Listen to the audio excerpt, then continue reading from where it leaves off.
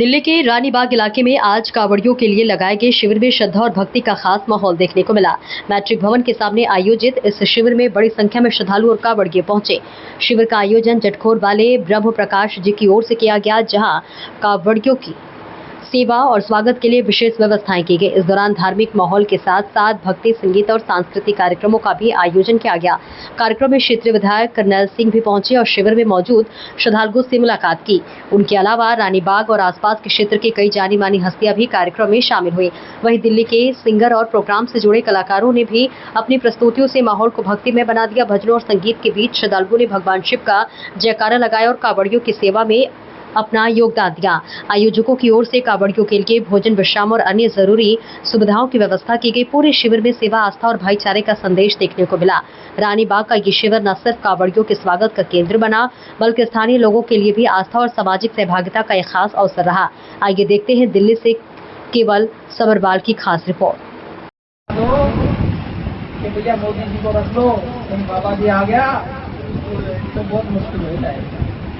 मैं पिछली एक बहुत बढ़िया कार्यक्रम था त्रिपुरा में, मैं वहां भी होके आया और आप लोगों को भी बता रहा था।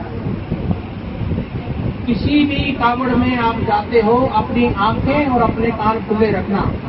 हम लोगों ने दिल्ली के अंदर कल 27 FIR रोज कराई है। 27 कितनी? और वो सब लोग हमारी कांवड़ के अंदर आए और वो दूसरे धर्म के लोग थे। किसी न किसी तरह हमारे धर्म के अंदर घुस के भगवा कपड़े पहन के, आपने एक मौलवी का बयान सुना होगा, तो कह रहा था कि ये कांवड़ लेने वाले सुल्फा पीते हैं, शराब पीते हैं। वो हमारे हैं ही नहीं। जो आत्मा से कांवड़ लेके आता है उसका तो नाखून से लेकर के सिर के ऊपर के बाल तक पवित्र हो जाता है, पवित्र हो जाता है।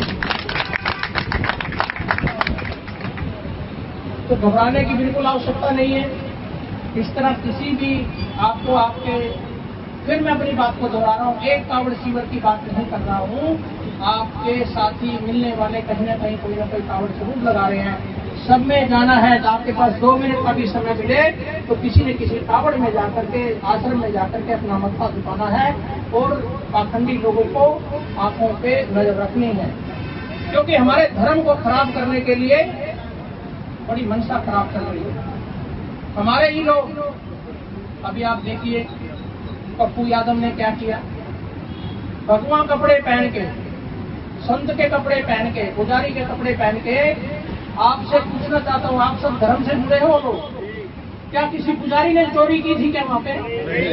किसी संत ने की थी क्या? लेकिन अपने कहीं ना कहीं हमारे धर्म को आघात पहुंचाने के लिए उन्होंने जान के भगवा कपड़े पहने और एक ऐसी नाटक मंडली देखी। आप सोचिए, गहरी सोचिए। आज तक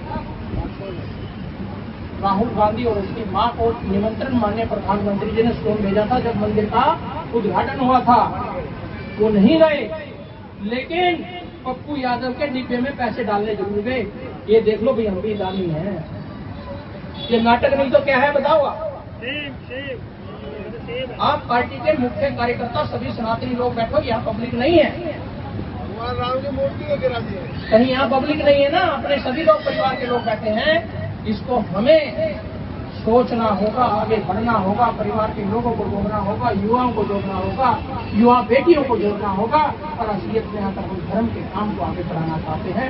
इन सभी वचनों के साथ अपने वाणी को विराम देते हुए जोर से बोलो हर हर